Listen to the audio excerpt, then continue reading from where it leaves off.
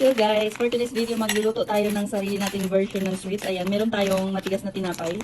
Ang tawag nito ay bizcocho. Ay, ewan ko kung anong tawag nito dito. Basta ito yun. Dudurogin lang natin ito. Ayan. So ayan, dudurogin natin ng pagganon.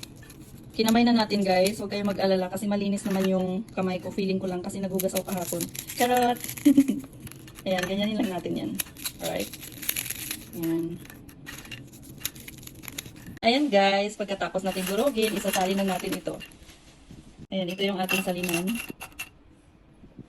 Diba, meron ako dito ang nakalagay na. Syempre, diba, mabilisan to. So, ayan, ganyan lang siya. So, diba, ayan, nakalagay na dito yan. Tapos, lagyan natin ng mga liquid yan at saka iba pang sahog na ilalagay natin.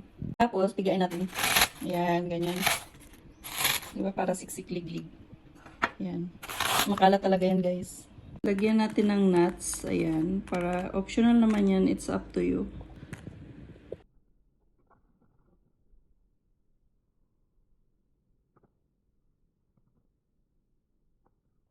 Tapos, lagyan natin ng almond.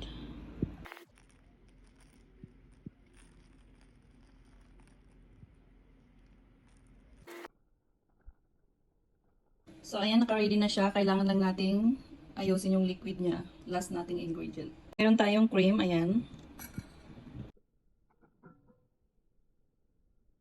Meron tayong condensed milk, ayan. Condensed milk yan, guys.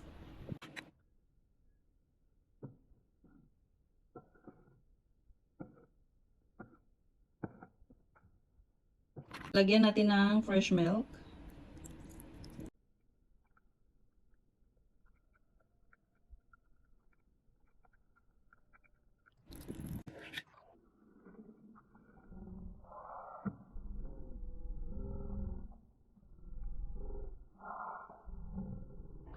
Ayan, mimix lang natin. Kailangan mamix na maayos.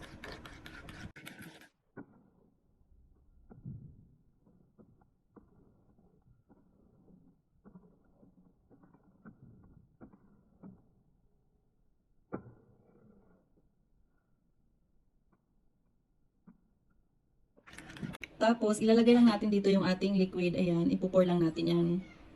Ganyan.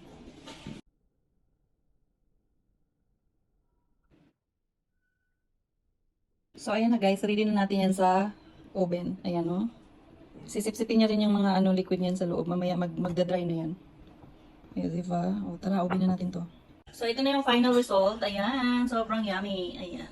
O, diba? May dessert na tayo. Ganun lang kadali.